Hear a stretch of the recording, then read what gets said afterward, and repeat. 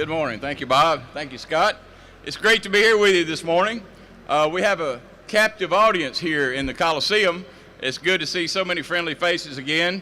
Sorry about the weather. We always have beautiful weather. Usually, we've been here once before in my 12 years of having the opportunity to address MEC. I want to talk to you just a little bit about crime and where we are in Mississippi. You know, we passed House Bill 585 last year in the legislature. One of the key components that we need to add to that bill involves reentry. Reentry is an old term that, as when I was a DA 15 years ago or so, you know, we called them halfway houses, where you move people back into the community. And one of the primary components of reentry is making sure that people have the skills to get a job once they're released from prison. One of those things is you can't get a job without some identification, without having a driver's license. And if you're not eligible to have a driver's license, say you're released on a DUI or something that would prohibit you from having a driver's license, we've worked it out by working with Chief Justice Waller, and we formed a reentry council to try to get us where the Department of Public Safety goes to the prisons and makes those photographs, so when people come out, they have an identification, and it's not just from the Department of Corrections. There are a lot of other elements to that. You have to provide people with an opportunity and the skills once they are released from prison that they're capable of accepting a job. And many of those of you who have reached out to try to hire some of the prior convicted felons in areas, my hat's off to you, because that's something that we have to do to keep them from circulating back into prison. You know, there's another aspect that I've been working on for quite some time, and that involves mental health care in Mississippi and our delivery system of mental health care. And part of reentry includes providing the proper mental health care for people who are in prison. You know, as a district attorney for 8 years, I don't know how many people that I was responsible for sending to the penitentiary that, you know, really had a mental health care issue. The problem was we just didn't have anywhere to put them.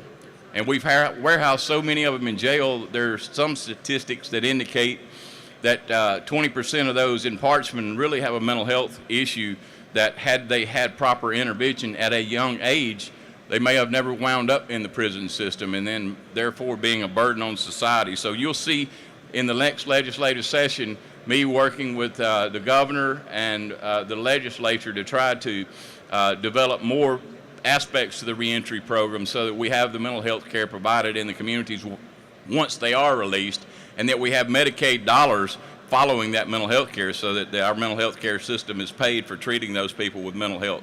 Because people with mental health issues, be it whether they're in prison or not, they are truly the least among us. If you don't have your mental faculties, it's a very difficult life for you, and we have a duty to take care of those. Another area as Attorney General that's really interesting to me and should be interesting to you as business leaders in our state is technology and the challenges that technology has brought to law enforcement, particularly in the area of identity theft or online scams that occur or hacking.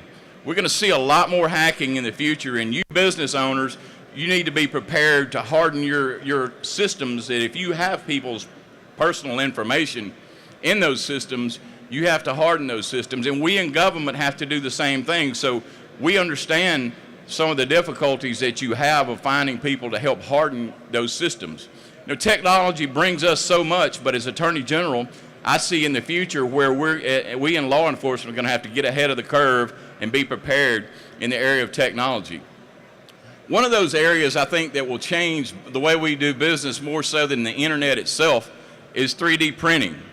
How many of you know what 3D printing is? Yeah, there's a sprinkling of those, and some of you in the back may not be listening, but 3D printing I think will really change the way we do business, because we'll be printing tennis shoes within 5 years. You'll order online the specs of the tennis shoe you want, and it'll print those soft goods. Now they're printing plastic parts and things of that nature. In 10 years, the capability will be for cell phones. It'll be able to melt metal. They can do it now within a mile of here. Somebody's got a 3D printer that can print a plastic part now. Well, in the future, can you imagine the mischief that will occur on intellectual property theft when somebody steals that, when they buy it online, and then they're able to break through the encryptions and steal that technology? It's going to create a big problem, but it's also going to negate the need for all the labor in China, because we're going to be able to manufacture those things right there in your own home. So those are areas that we in law enforcement have to be concerned with out in the future. And as the president of the National Association of Attorneys General this year, that's my initiative. Every year there's a president of the National Association of Attorneys General, and that's my initiative, is dealing with technology, particularly intellectual property theft. We'll have a conference down on the coast where we'll have people addressing those kind of cutting-edge issues that we in law enforcement have to be prepared for, and you in business have to be prepared for as well. You know, we've been through a difficult primary season in our Senate race here in Mississippi. Last year when I spoke with you, I told you about a problem that I saw out on the horizon, and that was our divisive politics that we have developed in Washington and somewhat even in the state. Some of it ties back to the issue of 30 years ago. Over three redistricting cycles, we have made huge changes in how we elect our congresspersons, people of the House of Representatives. The U.S. House of Representatives, every 10 years we draw those lines. What we did, we started out for a good reason, to create more minority-majority districts, but in doing so we created some districts where people can say bad things about other people, and that gets them more votes.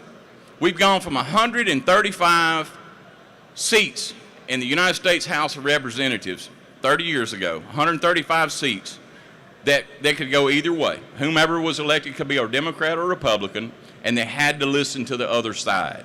Now what's happened is we've gone from 135 to 35. And what that's done has created all the divisiveness you see in Washington. We have a House of Representatives that has people in it that can't even be reasonable. They have to run for the fringes. And that's why we're seeing divisiveness on both sides. And our politics has got to change, because a country divided cannot stand. That's in the Bible, but some politician, Patrick Henry or somebody, was quoted as having said that. But that's a concern to me, and it should be a concern to you as business leaders. You know, business leaders in Mississippi historically, back when we were solidly Democrat, were the core base of our government. And some of you, you actually risk being kicked to the margins if you don't engage and try to find more moderate people to run for office that will work with one another instead of just being divisive.